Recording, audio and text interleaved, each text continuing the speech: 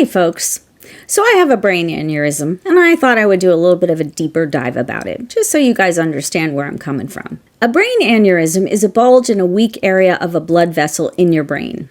About 3% of the population has them, and a lot of people never know they have one. But if it ruptures or bleeds, their survival rate really kind of sucks. About 50% of people survive the first 3 months after a rupture, and only about 34% survive with no permanent brain damage.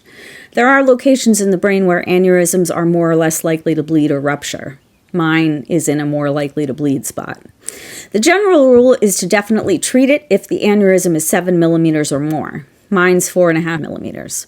There are a couple of fixes. One is called an endovascular treatment, in which they go through a vein in your wrist or your groin and snake on up to the aneurysm to put metal coils or mesh in it to make the blood clot, so the blood flow stops putting pressure on the bulge. Unfortunately, my aneurysm is wide and shallow, so treatment this way would be really tricky because coils would likely fall out. The doc said it's not impossible, but it would require several procedures to treat it endovascularly, which introduces risk every time. So the risk becomes higher than the other alternative, which is a craniotomy. With a craniotomy, they take off a piece of the skull, clamp the aneurysm, and put the skull back on. My case is even more complicated because the aneurysm is in a spot where people normally have 2 vessels, but I have 3, so there's more risk. Craniotomies are no joke. Recovery is intense, and like everything, recovery really varies from one person to the next.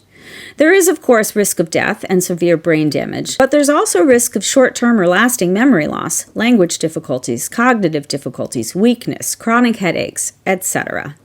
Many people come through the surgery fine. Others don't. My aneurysm does not cause me symptoms. We found it by accident. Whether I treat it or not is my choice. The risk of rupture is lower than the risk of surgery.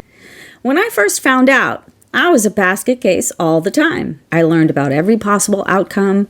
I got 4 different opinions. I had doctors answer pages of questions. I had decided to do the surgery. I thought I was going to try to do the thing this summer.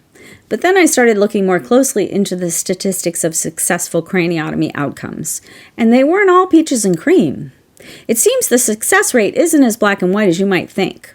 Success might be survival with weakness on one side of the body, or lifelong memory changes, or even personality changes. When I thought about electing to do a surgery for a thing that doesn't cause me problems and potentially coming out of it with lifelong problems, I couldn't go through with it. So I'm on a watch and wait program. I'm getting scans every 6 months. If the aneurysm stays the way it looks, I probably won't do anything. Although I might.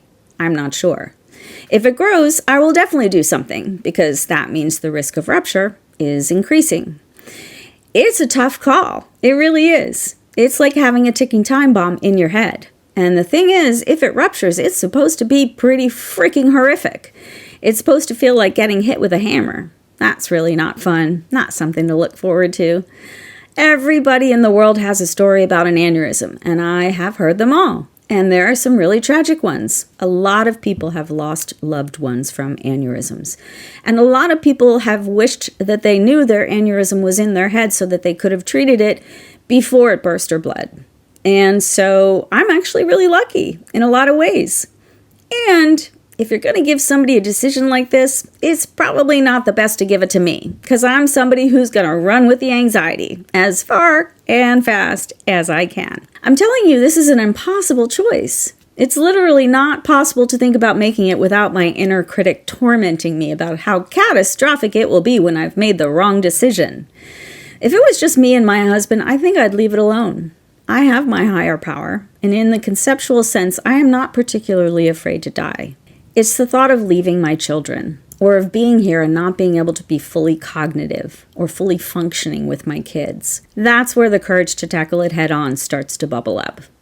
Until the courage to tackle it head on smacks into the idea that I could elect to screw up my brain when I didn't have to. For fuck's sake, I like my brain. So, you can see what little pickle I'm in here. Yeah. It's not an easy situation. But anyway, I just wanted to fill you in on what the situation is with my brain aneurysm.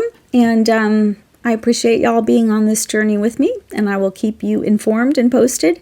And for now, just Wish that that little bulge in my brain stays right where it is and doesn't change. Yeah, love you.